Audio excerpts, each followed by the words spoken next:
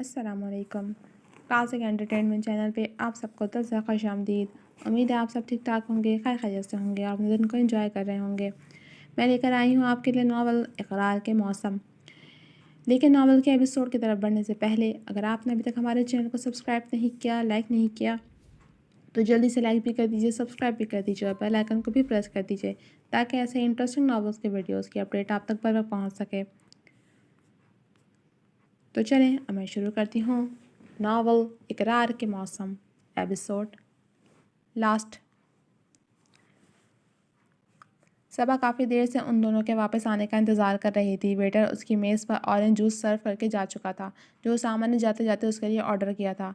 वह orange juice की चुस्कियाँ भरते हुए चारों जानब देख रही थी। मगरिब हो चुकी थी। पोल साइड की सारी फैंसी लाइट्स जल उठी थीं। काफ़ी देर के इंतज़ार के बाद वो उठी। अंधेरा देखकर अब उसका दिल घबराने लगा था। वो उन्हें तलाश करती हुई बाहर पार्किंग तक आई मगर गाड़ी भी गायब थी। अलीना और उसामा ने इतनी जल्दी मचाई थी कि वो अपना पर्स तक नहीं ला सके थे और अब अंदर वेटर उसका बिल पे करने का वेट कर रहा था। वो सख्त परेशान और घबरा चुकी थी। उसने अलीना का दिया फ़ोन निकाला। उसामा का फ़ोन उसके बाहर जाने के बाद बंद हो गया था। अलीना से कभी फ़ोन नंबर लेने की ज़रूरत ही पेश नहीं आई थी और उसने आज तक रहमान शाह को फ़ोन नहीं किया था और अब उसके पास उस फ़ोन में सिवाय रहमान शाह के किसी का नंबर मौजूद नहीं था। उसने दरख्त के तने से टेक लगाकर एक गहरी सांस लिया और आंखें बंद करके रहमान का नंबर डायल कर दिया। पता नहीं वो किधर हैं। अगर वो शहर से बाहर होए तो मैं बिल पे कैसे करूँगी, घर कैसे जाऊँगी। सबा का नन्हा सा दिल ज़ोर ज़ोर से धड़क रहा था जब एयरपीस में रहमान शाह की मानूस सी भारी गंभीर आवाज़ उभरी। यस, मैं सबा। वो आहिस्तगी से बोली। उसकी आवाज़ की लर्जिश और उसमें छुपा खौफ रहमान शाह ने फौरी महसूस कर लिया था। सबा, सब ठीक तो है? वो सीधा हुआ कि आज तक सबा ने उसे कॉल नहीं की थी। फिर उसकी आवाज़ की लर्जिश, वो परेशान हो गया। क्या आप मुझे लेने आ सकते हैं? सबा ने शर्मिंदगी से रिक्वेस्ट की। तुम किधर हो और अलीना उसामा कहाँ हैं? तुम उनके साथ क्यों नहीं हो? वो परेशान हो उठा और तेज़ी से अपनी गाड़ी की चाबियाँ उठाते हुए उसे सवालात पूछते हुए अपने होटल के कमरे से बाहर निकला। वो दोनों मुझे बिठाकर 1 मिनट में आने का कहकर गए थे। अब 2 घंटे हो गए हैं। मुझे डर लग रहा है। वेटर को बिल भी कर देना है। वो नम लहजे में अपने आंसू पीते हुए गोया हुई। अपनी लोकेशन बताओ, मैं आ रहा हूँ। वो लिफ्ट से बाहर निकलकर तकरीबन दौड़ते कदमों से पार्किंग की तरफ बढ़ा जब उसे सामने दरख्त के नीचे खड़ी सबा नजर आई। एक सुकून का सांस उसके मुंह से निकला जैसे जान में जान आई हो। वो फ़ोन को काटे बगैर पैंट की जेब में डालता हुआ सबा की तरफ बढ़ा जो काले कुर्ते पजामे पर धनक रंग मोतियों के काम वाला दुपट्टा ओढ़े, नाजुक कमर पूरी तरह सिया लंबे बालों से ढांपे हुए किसी मुसव्विर का शाहकार लग रही थी। खिला खिला सुनहरा शादाब चेहरा उसे पूरी शिद्दत से अपनी तरफ खींच रहा था। वो पैंट की जेबों में हाथ डाले उसके नज़दीक आया। जो आंखें नीचे फ़ोन कान से लगाए उसे ही पुकार रही थी। रिलैक्स। उसने आहिस्तगी से उसके शानों पर हाथ रखा। वो जैसे करंट खाकर मुड़ी। आप आ गए? सबक के चेहरे पर उसे देखकर इत्मीनान उतर आया था। तुम इधर कैसे आई और बाकी सब किधर हैं? रहमान ने उसका नाजुक हाथ थामकर अपने गिरफ्त में लिया और गाड़ी की तरफ बढ़ा। डैडी घर पर थे और उसामा अलीना दोनों मुझे इधर लाए थे। फिर जूस ऑर्डर करके पता नहीं कहाँ चले गए। मेरे पास बिल देने के भी पैसे नहीं हैं। वो तफसील से बताते हुए रुकी। क्या हुआ? वो बिल के पैसे तो दे दें। सबा, तुम भी। वो रुका और उसने फ़ोन निकालकर होटल रिसेप्शन पर कॉल करके अपने अकाउंट में मिसेस रहमान शाह के नाम से बुक टेबल का बिल ऐड करवा दिया। चलो तुम्हें घर छोड़ दूँ। वो उसे लेकर गाड़ी तक आया और फ्रंट डोर खोलकर उसे बिठाकर दरवाज़ा बंद किया और ड्राइविंग सीट पर आकर गाड़ी स्टार्ट की। जाने पहचाने रास्तों से गाड़ी गुजर रही थी। रहमान शाह खामोशी से सीधा देखते हुए गाड़ी चला रहा था और सबा कनखियों से उसे देखते हुए अपनी उंगलियां चटका रही थी। 20 मिनट बाद वो शाह पैलेस पहुंच चुके थे। गार्ड्स ने रहमान शाह की गाड़ी देखते ही आहनी फाटक खोल दिया था। पूरे घर की लाइट्स ऑफ थीं। रहमान शाह, जिसका इरादा सबा को छोड़कर वापस होटल जाने का था, लाइट्स ऑफ देखकर वो रुक सा गया। उसके जहन में यकायक अलीना की फ़ोन कॉल उभरी जिसमें वो भोरबंद जाने का बता रही थी। यानी ये सब प्लान था। डैडी को पता था कि वो मेरिट में ठहरा है। वो सब जानबूझकर सबा को उसके होटल में छोड़कर गए थे। आप आराम से अंदर जाएं, तब तक मैं यहीं खड़ा हूँ। रहमान शाह ने सबा को अंदर जाने का इशारा किया। शायद लाइट गई हुई है, मैं अकेली कैसे जाऊँ? आप प्लीज़ साथ चलें। सबा ने उम्मीद भरी नज़रों से उसे देखा तो वो गहरा सांस भरते हुए गाड़ी से उतरा। आइए। वो सबा को साथ लेकर अंदर दाखिल हुआ। सारी लाइट्स ऑन की। वो सारा प्लान समझ रहा था। सबका गायब होना, मुलाजमीन को छुट्टी दे देना, घर को अंधेरे में डुबो देना। जाहिर है ऐसे हालात में वो चाहकर भी सबा को अकेला नहीं छोड़ सकता। آپ چائے پئیں گے؟ صبا نے سیڑھیاں چڑھتے رہبان کو پکارا۔ ایک اسٹرانگ کپ اگر مل جائے۔ رہبان نے پلٹ کر اسے دیکھا جو پوری توجہ سے اسے دیکھتی اس کا ضبط آزمانے پر تلی ہوئی تھی۔ صبا اس بات میں سہلاتے ہوئے کچن میں چلی گئی۔ کچھ دیر بعد وہ چائے ٹرے میں رکھ کر رہبان شاہ کے کمرے میں ہلکے سے دستک دے کر داخل ہوئی۔ آپ کی چائے۔ اس نے ٹرے صوفے پر بیٹھے رہبان شاہ کے سامنے کی۔ رہبان شاہ نے خاموشی سے کپ اٹھایا۔ علینا، ڈیڈی، اسامہ کوئی بھی گھر پر نہیں ہے۔ صبا نے پریشانی سے اسے اطلاع دی۔ جانتا ہوں، وہ سب آج شام کی فلائٹ سے بھوربن گئے ہیں۔ رہبان نے اسے نرمی سے آگاہ کیا۔ آپ؟ صبا رک سی گئی۔ اتنے بڑے گھر میں اکیلے رہنے کا تصور ہی ہولناک تھا۔ رہبان اس کی پریشانی ہمیشہ کی طرح بنا کہے بنا سنے ہی جان گیا تھا۔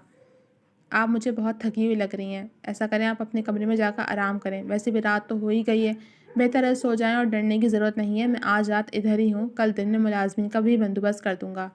وہ نرمی سے بولا تو صبا خاموشی سے تھکے قدموں سے چلتی ہوئی برابر والے کمرے میں چلی گئی۔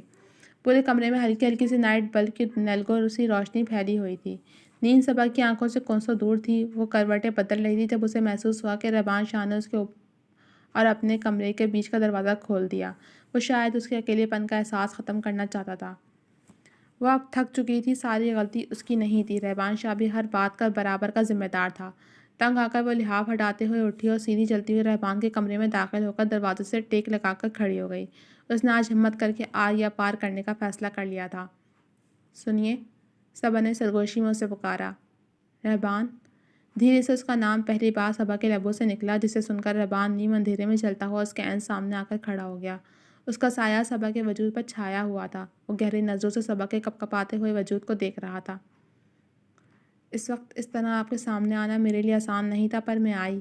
آپ مجھے بتائیں کہ آپ ہماری شادی کو کیا سمجھتے ہیں؟ کیا یہ کوئی مذاق ہے؟ اس کی کوئی اہمیت نہیں جو آپ ہمیشہ مجھے چھوڑ کر بنا بتائے غائب ہو جاتے ہیں؟ آخر آپ چاہتے کیا ہیں؟ ایک بار ہی کیوں نہیں بتا دیتے؟ صبا اس کے حوالے کو دیکھتے ہوئے سوال کر رہی تھی۔ اس کے زخمی لہجے میں کانچ کی کرچیاں کھنک رہی تھیں۔ ایک دکھ کا احساس تھا۔ مجھے پتہ ہے آپ کو میری کوئی پرواہ نہیں ہے، مجھ سے پیار بھی نہیں ہے، لیکن اس دنیا میں بہت سی شادیاں یک طرفہ محبت کے سہارے بھی تو نبھا کر لی جاتی ہیں، تو پھر ہماری شادی نارمل کیوں نہیں؟ صبا اپنی بزدلی پر قابو پاتے ہوئے لرزتے لہجے میں بولے جا رہی تھی جب اسے اپنے بازوؤں پر رہبان شاہ کی سخت گرفت محسوس ہوئی۔ صبا، کیا تم مجھ سے؟ رہبان شاہ کی جذبوں میں ڈوبی ہوئی گمبھیر آواز صبا کو ہوش میں لے آئی۔ میں صرف اتنا چاہتی ہوں کہ آپ مجھے ہمارے رشتے کی حقیقت بتائیں۔ وہ اسے بات کاٹتے ہوئے بولی۔ ڈیم اٹ، اگر تم مجھ سے پیار کرتی ہو، میرے ساتھ رہنا چاہتی ہو تو اقرار کیوں نہیں کرتی؟ وہ دیوار پر ہاتھ مار کر چلایا۔ میں کیوں کہوں؟ صبا نے دھیمے لہجے میں سوال کیا۔ رہبان شاہ نے اپنے دونوں ہاتھ صبا کے شانوں پر رکھ کر اس کی آنکھوں میں جھانکا۔ ایک خوبصورت لمحہ ان دونوں کے بیچ آ کر ٹھہر گیا تھا۔ مسز رہبان شاہ، کیا دل سے میری بنو گی؟ کیا اپنے دل و دماغ میں صرف اور صرف مجھے بساؤ گی؟ وہ گمبھیر لہجے میں سوال کر رہا تھا۔ صبا کے جسم کا سارا خون سمٹ کر چہرے پر آ گیا تھا۔ دل رہبان شاہ کی آواز پر لبیک کہہ رہا تھا، پر وہ ساری الجھنیں سلجھانا چاہتی تھی۔ بڑی مشکل سے اس نے اپنے دھک دھک کرتے دل کو روکا۔ کیا آپ بھی دل سے؟ صبا نے نظریں اٹھائیں تو رہبان اس کی آنکھوں کو چومتا ہوا پیچھے ہٹا۔ میں نے کبھی بھی روحی کو پیار سے نہیں دیکھا۔ اس کے لیے میرے دل میں کبھی وہ جذبات ابھرے ہی نہیں جو تمہیں دیکھتے امڑ آتے ہیں۔ ڈیڈ نے کہا منگنی کر لو، پہلے تمہاری تصویر دکھائی گئی تھی، پھر رشتہ روحی سے طے ہو گیا۔ کہ کمال انکل اتنے بڑے گھر میں بیٹی دینے سے ڈر رہے تھے۔ میری کسی سے کوئی کمٹمنٹ نہیں تھی، میری لائف میں کوئی لڑکی نہیں تھی، مجھے کسی سے پیار ٹائپ فضولیات نہیں تھیں، اس لیے مجھے کیا فرق پڑتا تھا کہ میں نے روحی سے منگنی کر لی۔ پھر اس روز دعوت میں تمہیں پہلی بار اپنے روبرو دیکھا، تم میں وہ سب کچھ تھا جو روحی میں نہیں تھا۔ شرم و حیا، بڑوں کی عزت کرنا، اپنے وقار کا خیال رکھنا۔ رہبان کے الفاظ صبا کو مسمرائز کر رہے تھے۔ دل کو ایک سکون سا مل رہا تھا۔ معاملہ سلجھ رہے تھے، مگر ابھی بھی کچھ سوالوں کے جوابات ضروری تھے۔ آپ مجھے اچانک سے ہاسپٹل میں چھوڑ کر کہاں گئے تھے؟ میں نے آپ کا کتنا انتظار کیا تھا۔ صبا کی آواز کا دکھ رہبان کو اپنی روح میں اترتا ہوا محسوس ہوا۔ وہ آگے بڑھا، پیار سے صبا کے بالوں کو سہلایا۔ میں وہیں تھا جب تمہیں ہوش آیا، پر مجھے دیکھ کر تمہاری طبیعت مزید خراب نہ ہو جائے کہ تم تو مجھے برداشت کر رہی تھی نا، بس یہی سوچ کر وہاں سے چلا گیا۔ وہ بولتے بولتے رکا۔ صبا، اسد اس رات میرے پاس آیا تھا، مجھے وارن کرنے کہ میری سو کالڈ منگیتر کچھ دنوں کے لیے بریک لے کر اس کے ساتھ دبئی جانا چاہتی ہے۔ میں چاہتا تو اسے روک سکتا تھا کہ خود اسد بھی اسے لے کر جانا نہیں چاہتا تھا، لیکن میرے دل و دماغ میں ایک جنگ چھڑ چکی تھی۔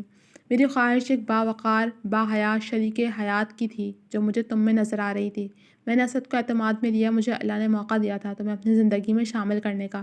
مجھے اسامہ کو لے کر تمہارے سارے کنسرن پتہ تھے، بس اسی بات کا فائدہ اٹھایا۔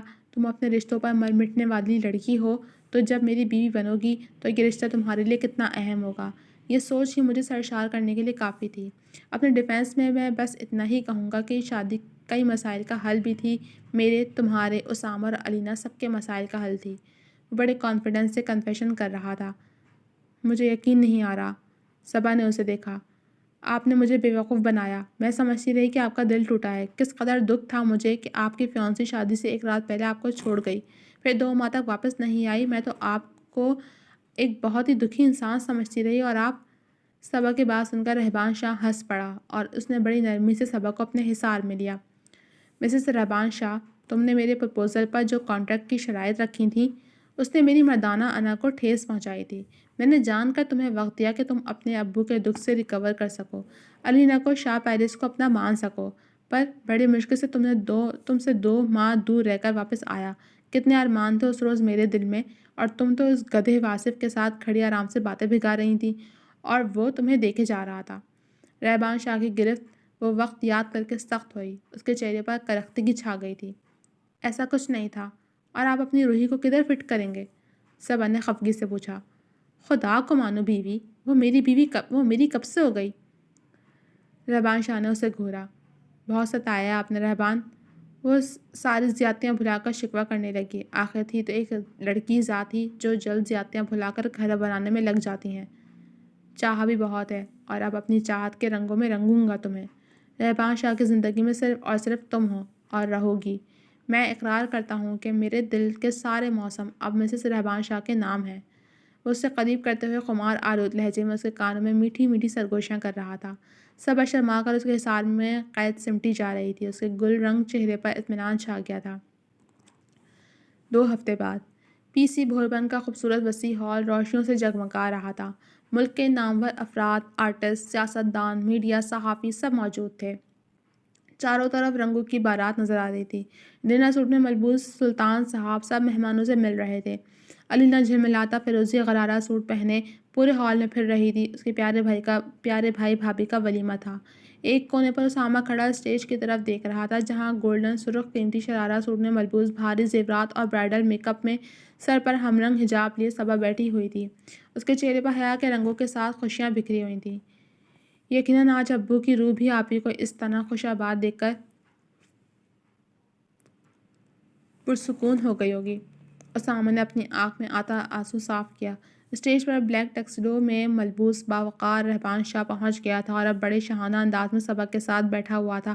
اس کے لبوں پر دھیمی مسکراہٹ تھی، جو یہ پا لینے کا نشہ تھا۔ ان دونوں کی جوڑی کو اب سب سراہ رہے تھے۔ بھائی، علینا نے ساکت کھڑے اسامہ کا ہاتھ پکڑا۔ چلے نا، فیملی پکچر بنوانی ہے۔ اسامہ مسکرایا اور علینا کا ہاتھ تھام کر اسٹیج کی طرف بڑھ گیا۔ رات ڈھل رہی تھی، سب مہمان رخصت ہونا شروع ہو گئے تھے۔ رہبان شاہ اور صبا کے لیے سلطان صاحب نے اسی شاندار ہوٹل میں سوئٹ بک کروایا ہوا تھا۔ علینا ابھی صبا کو روم میں چھوڑنے آئی تھی۔ آپی، دروازے پر کھڑا اسامہ اندر آیا۔ میری دعا ہے تم ہمیشہ خوش رہو، آباد رہو، کوئی دکھ تمہارے پاس سے بھی نہ گزرے۔ اس نے پیار سے صبا کو گلے لگایا۔ اسامہ بھائی، اب اتنا ایموشنل ہونے کی ضرورت نہیں ہے، اور میرے ہوتے ہوئے میری بھابھی تک کوئی دکھ پہنچ کر تو دکھائے۔ علینا نے فرضی آنسویں چڑھائیں۔ بہت تھوڑے عرصے میں رہبان شاہ کی وجہ سے صبا کو اتنے پیارے پیارے رشتے مل گئے تھے۔ ڈیڈی کی شفقت، علینا کا پیار، اسامہ تو تھا ہی۔ وہ ان دونوں کو پیار سے دیکھ رہی تھی۔ جب رہبان شاہ کے آنے پر وہ دونوں ہاتھ ہلاتے ہوئے کمرے سے نکل گئے۔ پورے کمرے میں گلابوں کی مہک چھائی ہوئی تھی، اور وہ دل ربا اس کے سامنے اس روپ میں تھی جس میں اسے دیکھنے کی خواہش اس کے دل نے پہلی بار ہی سے دیکھتے ہوئے کی تھی، اور پھر بارہا کی تھی۔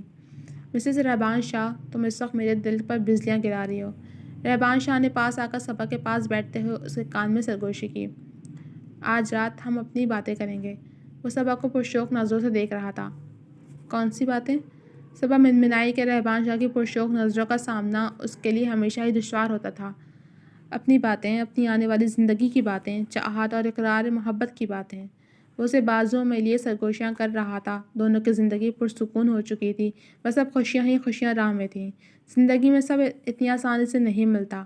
لیکن جو ملے اسے کھل کر اپنانا چاہیے، اور جب کسی سے پیار کریں تو پھر اقرار بھی کرنا چاہیے کہ اقرار اعتبار کی ایک سیڑھی ہوتی ہے۔ ختم شد۔ جی تو جناب، کیسا لگا آپ کو اقرار کے موسم ناول، جو کہ تحریر تھی سیما شاہد کی؟ بہت خوبصورت تحریر تھی، بہت اچھا ناول تھا۔ امید ہے آپ کو بھی پسند آیا ہوگا۔ کمنٹ سیکشن میں اپنی رائے کا اظہار ضرور کیجیے گا۔ جب ملیں گے کسی نئے ناول کے ساتھ، تب تک کے لیے اجازت دیجیے۔ اللہ حافظ۔